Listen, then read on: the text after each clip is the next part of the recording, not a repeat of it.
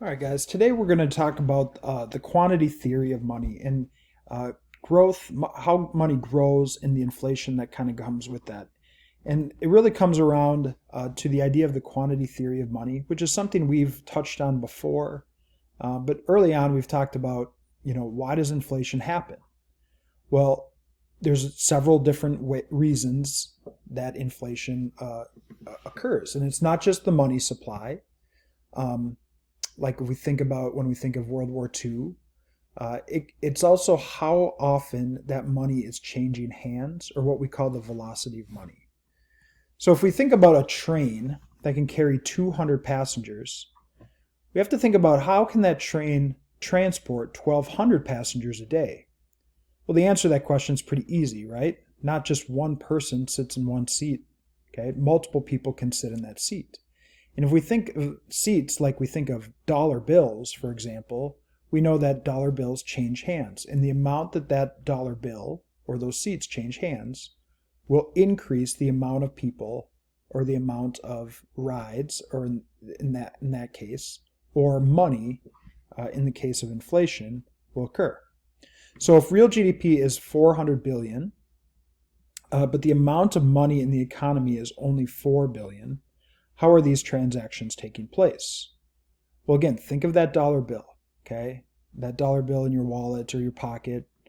That dollar bill came from somebody else or somewhere else that used it to buy something, and then you got change, and then you took that money and you went and bought something else. Well, the amount of that money is exchanging, or the amount of transactions that are taking place will increase the how often that money is used, or the money multiplier that we've talked about before.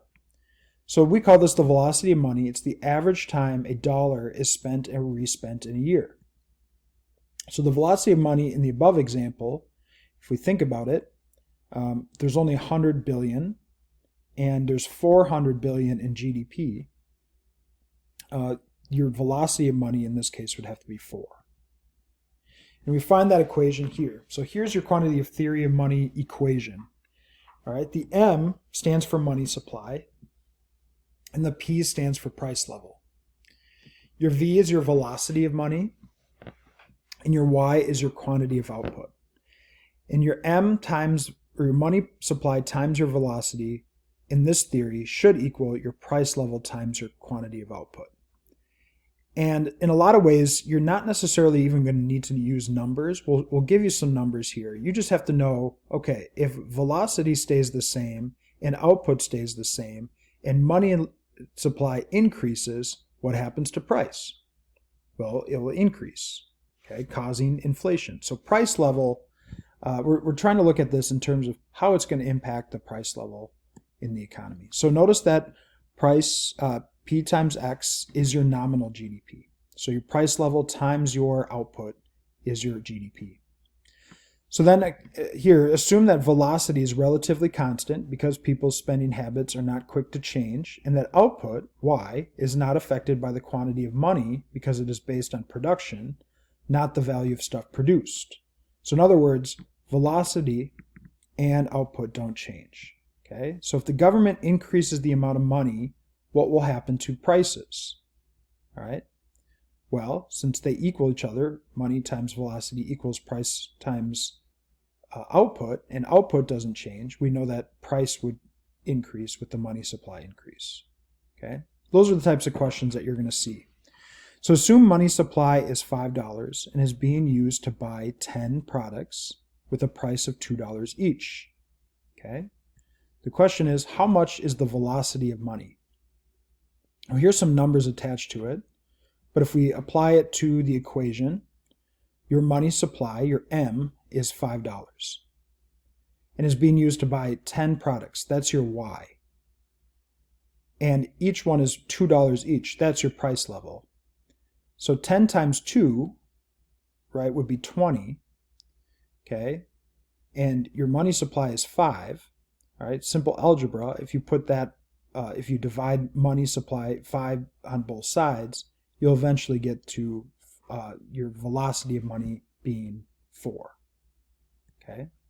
So if the velocity and output stay the same, what will happen to the amount of money if the amount of money is increased to $10. So now you have $10. Your velocity stays the same. Your output is also going to stay the same. But in this case, your price level will have to increase. So you'll have inflation. All right, and all of this really comes with inflation. We've seen it throughout the world. And there's a couple videos after this that you'll watch that will kind of explain how this impacts inflation and what impact that it can have on an economy. But in the long run, when the central bank increases the money supply, there's always kind of a worry as to what happens. So in the short run, spending eventually leads to higher resource prices and inflation. But if inflation is bad enough, okay, banks don't lend and the economy tanks.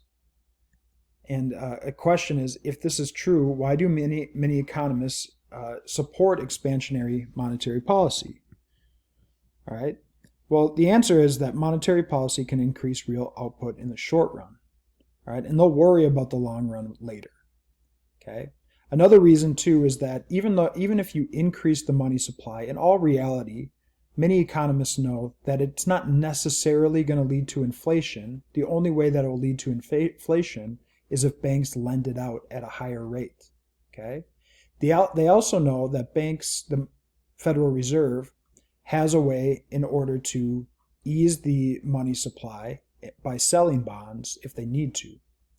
So there's different mechanisms that the federal banks can use in order to support these things. And the videos that you'll watch after this will kind of explain this in greater detail.